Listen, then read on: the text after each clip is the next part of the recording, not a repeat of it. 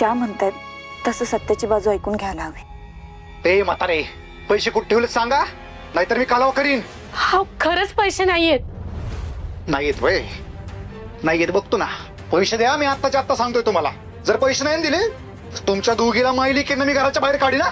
अहो असं काय करताय, उगाच कशाला दंगा घालताय? आणि इथं काहीच नाही सापडणार आहे तुम्हाला, नाहीयेत पैसे।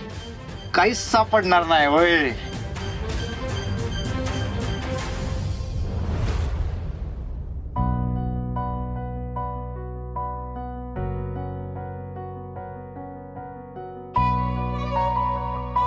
पण खरंच सत्याची बाजू ऐकून घ्यायला हवी का? त्याची बाजू खरीच असेल कशावरून? मी स्वतःच्या डोळ्यानं बघितले त्याला।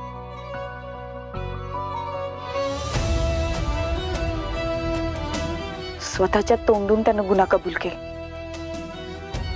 परत काय बाजू ऐकून घ्यायची त्याची? पुन्हा स्वतः कसा निष्पाप आहे हे सिद्ध करायला बसेल। पण मी आता ती मंजू नाही राहिली। तो जे बोलेल त्याच्यावर विश्वास ठेवायला, त्याला त्याच्या गुन्ह्याची शिक्षा मिळणारच। आई अमृता,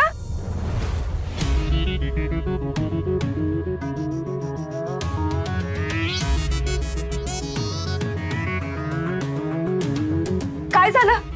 तुम्ही का ओरडला तेवढ्या मोठ्याने? अहो मेहुणीबाई, तांदळाचा डबा पडला माझ्याकडून। कसं काय? अहो म्हणजे काय झालं की ते माझ्यामुळेच झालं खरं तर।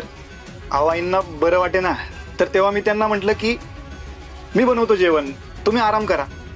तर ते ऐकेच ना, तेव्हा त्यांना हट्टानं बाजूला करायच्या नादात हा डबा पडला। आई बरं वाटत नाही तर का करायचं काम? काय झाले तुला? ताप तर नाही भरला ना? अगं नाही, ते डोकं दुखतंय व्हायचं। आई मला खरं खरं सांग, कारण तुला खरंच काही होत असेल तरी तू सांगत नाहीस। अगं खरंच सांगते मी, माझ्या तर आमरीला विचारलं। हो दीदी, अगं आईचं डोकं दुखतंय म्हणली ती मला मगाशी असंच। अमृता, मग तू का करू दिलंस काम? मी आले असते ना, आपण दोघींनी मिळून स्वयंपाक केला असता। आणि लिंबरस तुम्ही तरी मला फोन करून नाही सांगायचं का? अहो मेहुणीबाई, आता तुम्हाला कसा फोन करू? आधीच तुम्ही व्यापात असता, त्यात परत मी तुम्हाला फोन करून उगाच त्रास देणार, हे काय बरोबर नाही ना। म्हणजे तसं मी सगळं ऍडजस्ट करू शकतो। मला जेवण पण बनवता येतं। अमृताला विचारा तुम्ही। हा अमृता, अहो आईला तिच्या किचन मध्ये दुसरं कुणी जेवण केलेलं नाही आवडत, ती आम्हाला सुद्धा करू देत नाही। आणि तुम्ही तर या घरचे जावे आहात, आम्हाला नाही आवडणार तुमच्याकडून काम करून घ्यायला। बरं ठीक आहे अमृता, मी आली आहे ना, आपण दोघी मिळून स्वयंपाक करू। तू आराम कर, चल। अगं चल आराम कर, चल। मी पण स्वयंपाक बनवायला मदत करतो तुम्हाला। हा अमृता, चल पैसे काढ, चल। हो जरा शांत बसा की, दीदी आली कळत नाहीये का तुम्हाला? हे ती का नाही मुकाट्यानं? हो पण नाही येत तर कुठनं देऊ? बर ठीक आहे, करतो मी बरोबर काय करायचं। पैसे दे लवकर।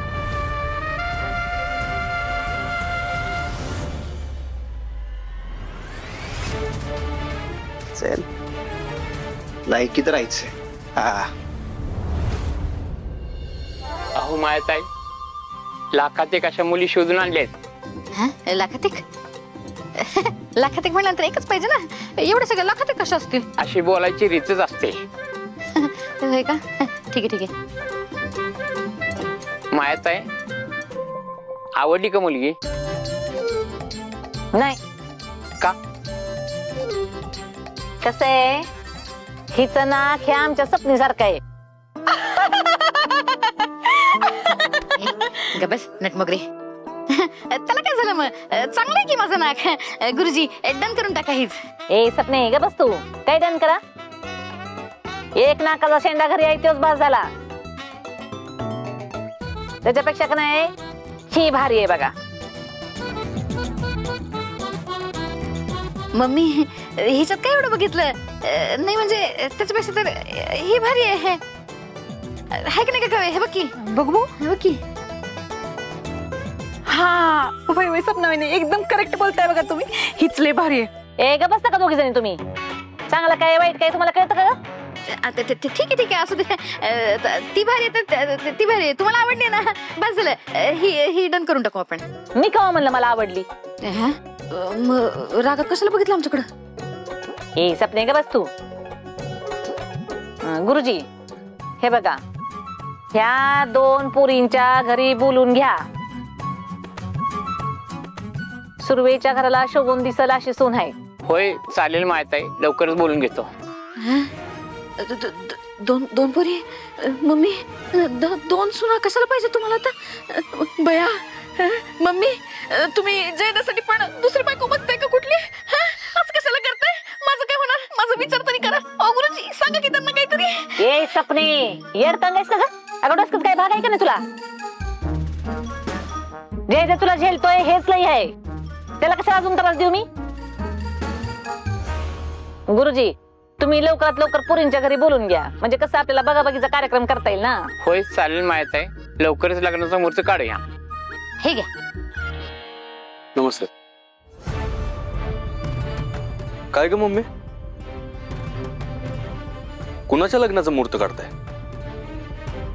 आपल्या सवीसाठी स्थळ बघताय का? माया, हे गुरुजींना कशाला बोलवलं होतंस तू? अहो तेच तर विचारतोय मम्मी. अगं कुणाला स्थळ बघताय? सवीला बघताय का? नाही सत्यभाऊजी, तुमच्यासाठीच बघतोय स्थळ. कसल्या लाखात एक पोरी आणल्या त्या गुरुजींनी आता. मम्मी तुला किती वेळा सांगितलंय मी, मला लग्न नाही करायचं. वाघमाऱ्यांची माझ्या आयुष्यात असलेली जागा दुसरी कुणीच नाही घेऊ शकत. ये सत्या, एवढा काढ करून राहिलास त्याच्यात तू? त्या पोरीनं तुझं किती वाटोळ केलं ती आठव. आणि ती आता तुला तिचा नवरा मानत नाही, तर तू कशाला बायकोचा मान देतोयस? कारण आज मी वाघमाऱ्यांना माझी बायकोच मानतो आणि कायम मानत राहील. काय केलं रे तिने तुझ्यासाठी बायको म्हणून? उलट तू तिला इन्स्पेक्टर बनवलं आणि ती सोडून गेली तुला. हे बघ सत्या, अशा स्वार्थी पुरुषी मी तुला कुठलं बी नातं जुड देणार नाही. माया अगं, पण तू एकदा सत्याला विचारून बघत जा ना. जे काय करायचंय ते करायच्या आधी सत्याचं मत काय आहे ते तरी एकदा जाणून घे. ओ चित्रकार, मला ठेवायचं जमत काय आहे ती? आणि तुमचं बी हीच मत आहे ना, का त्या नेबेटपुरीनं पुन्हा ह्या घरात सून म्हणून यावं? होय, मलाही तसंच वाटतंय. मंजूनं परत एकदा या घरात यावं आणि आनंदाने नांदावं असंच वाटतंय मलाही. कुणाला जे काय वाटायचं त्यांनी वाटू द्या, पण मी अजिबात घडू देणार नाही आणि त्या नेबेटला ह्या घरात सून म्हणून येऊ देणार नाही. हे बघ सत्य, मी जी काही करते ना तुझ्या भल्यासाठी करते.